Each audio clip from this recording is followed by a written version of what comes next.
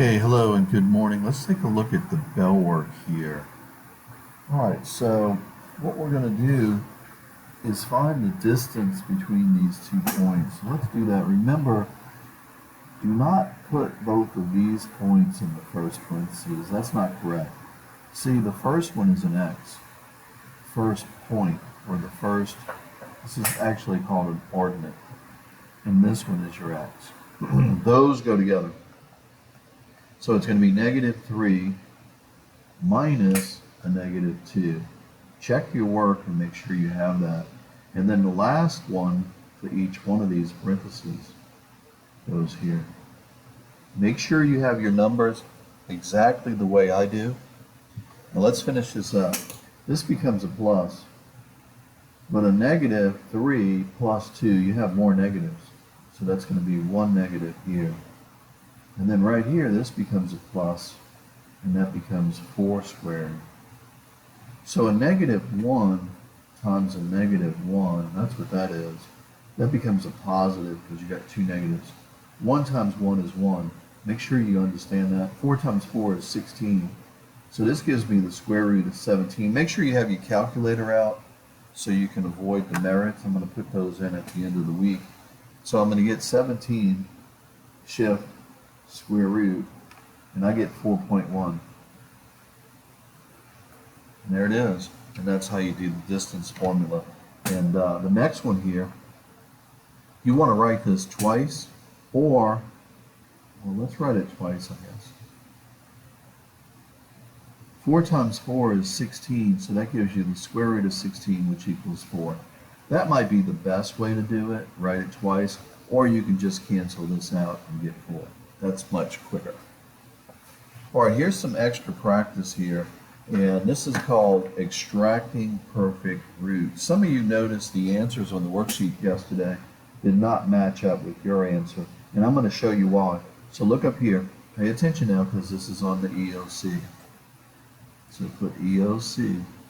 Well, you're going to do 2 times 10. Always use 2's. 2 times 5. Circle this.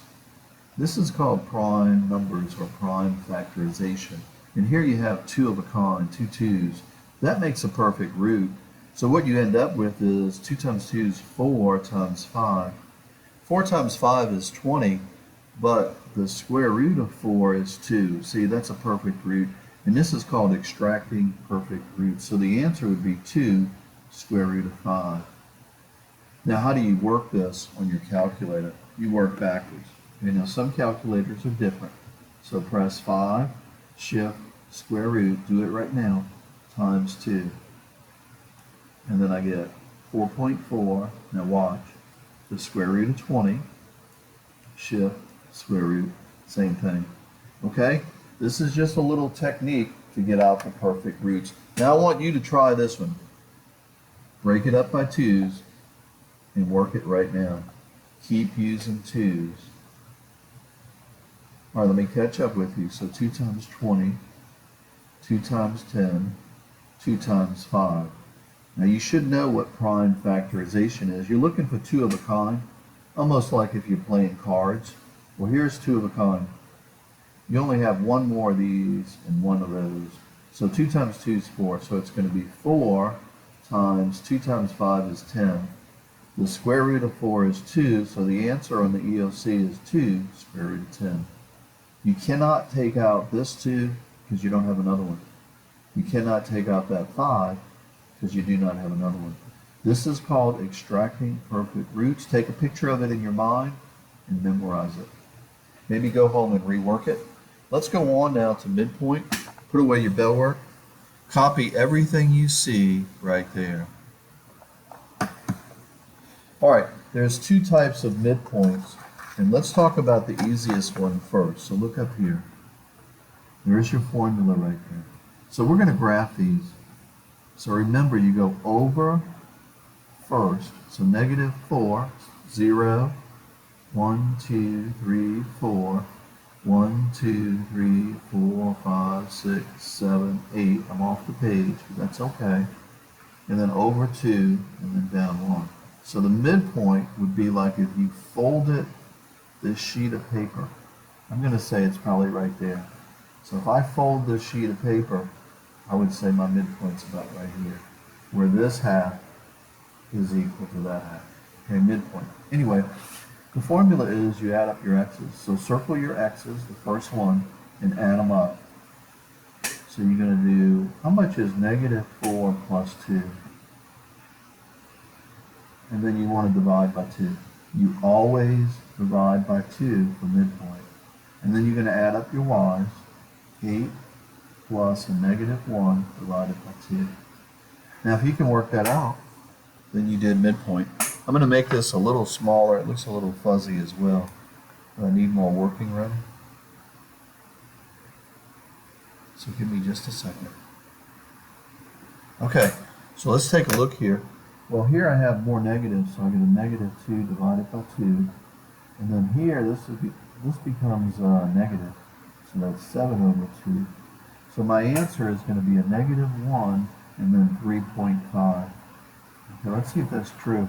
Over 1, up 1, 2, 3.5. I'm pretty close.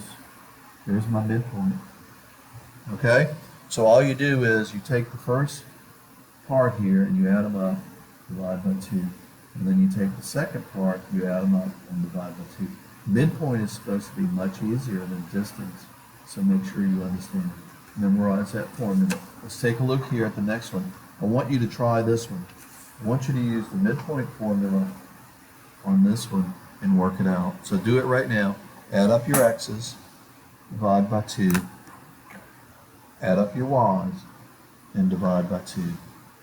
Okay, so I'm going to do that. This one plus this one is 4 divided by 2. This one plus this one is a negative 4 divided by 2. So the answer is going to be 2, 4 divided by 2, and negative 2. That's it. Real simple. And that's how you do midpoint. All right, now there is a harder one. You know, there always is one that's a little more of a challenge. And this one is on your EOC, so let's learn it. Look up here.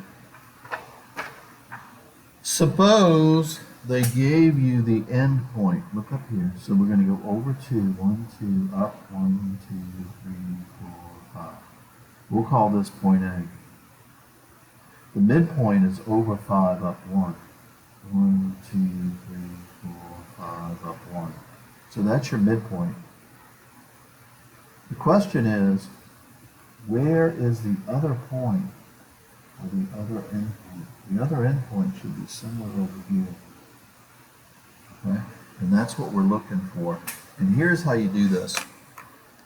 So call this other point, or this missing endpoint, call it point P, and put XY. Okay, just like that. And this point was over 2, up 5.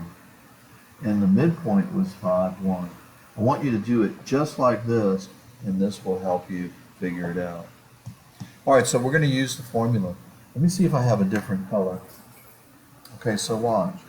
I'm going to add up my x's. These are my x's right there, and I'm going to set it equal to my midpoint x. So I'm going to say 2 plus x divided by 2 is equal to 5. If you can work that, then you'll get your answer. But you got to do the same thing with the other one. So to do the other one, look for a different color here. To do the other one, you take your y plus your y divided by 2 is equal to the y right here. So we're going to say 5 plus y divided by 2 is equal to 1. And this is how you do these. These, again, are a little harder than just midpoint.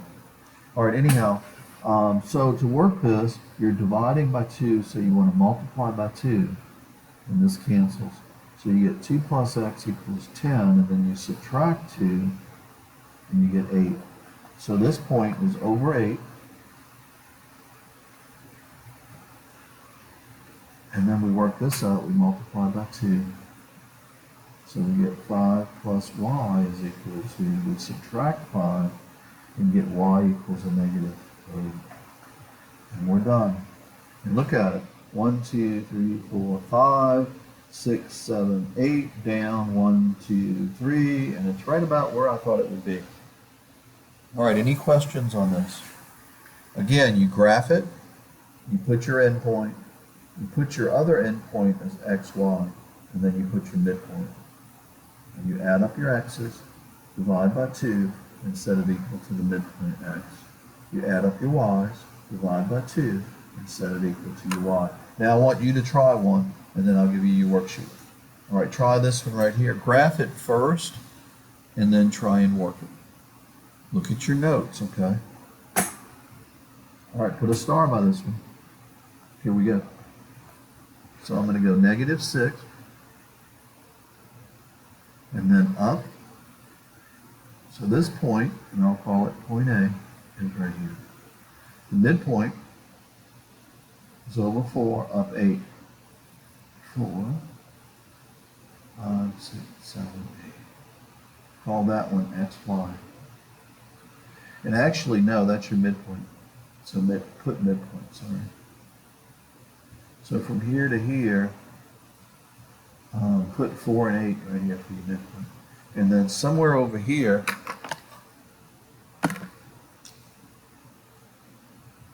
is going to be your other point. We'll call that point B. And put x, y here. Okay, that's the setup. Now let's work it. So this point was -6 and 4. We're going to add up the x's. So it's going to be -6 plus x divided by 2 is equal to my x. And then the other one is going to be 4 plus y divided by 2 is equal to my y, which is 8. And if you can work those, then you did it. Right? So you would multiply by 2 and then add 6. You would multiply by 2 and then subtract 4. Okay, let's just do it to make sure. So we multiply by 2, both sides. So you get -6, and you get 8 on that side. You add 6, and you get 14. So x equals 14. So it's going to be over 14, right here. And then we need the y. So we're going to multiply by 2. 2's cancel. And now we're going to subtract 4. And when you subtract 4, you get 12. So there's my answer right there. Now the answers are on today's worksheet. And I'm going to show it to you here. It will be on Canvas.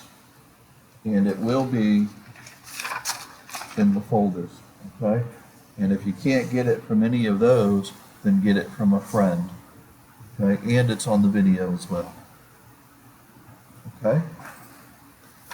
So I give you a lot of chances to find the material, right? And you're doing the backside as well. And again, the answers are there. All right, good luck, and I'll see you in class. Let's turn our attention now to MCR.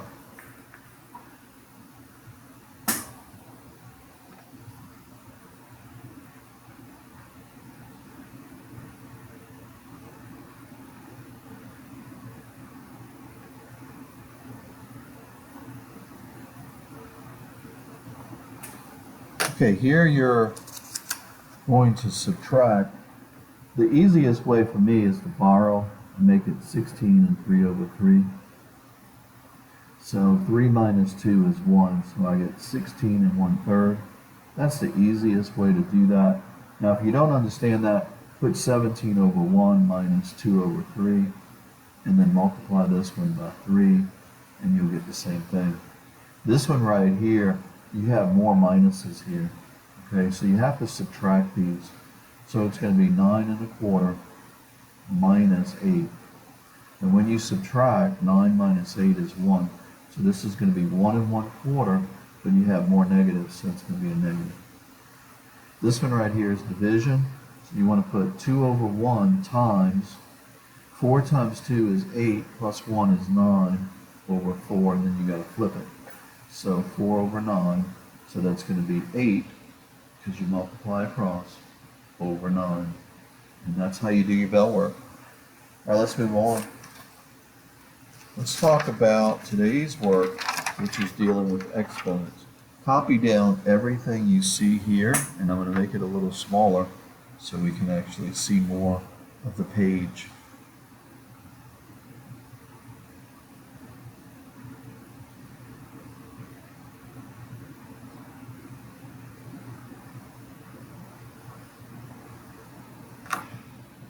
All right, so what we have here is exponents.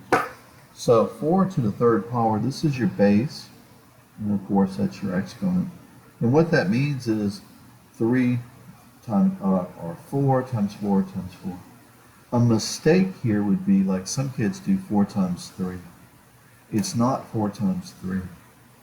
It's 64, not 12. Okay? Make sure you know that. Never multiply the base and the exponent. Expand it out if you have to. If you see a number by itself, the exponent is understood to be a 1. You just don't write it. Also, anything to the 0 power is 1. I don't care what it is. If it's 1 million to the 0 power, it's 1. If it's 1 million to the first power, then it's just 1 million. Okay, make sure you know that. This one right here, you're going to write it 3 times. So 2 times 2 times 2, 5 times 5 times 5. And when you do that, you end up with 2 times 2 is 4, times 2 is 8. 5 times 5 is 25, times 5 is 125, and you're done. Now this one, only what's inside here is to the second power, not that 2. So it's going to be 3 times 3, because you got 2 of them, and x times x, because you have 2 of those. So 3 times 3 is 9, 9 times 2 is 18, so it's going to be 18x squared. You have to add your exponents. 1 plus 1. Okay, try number 5 and 6 right now, please.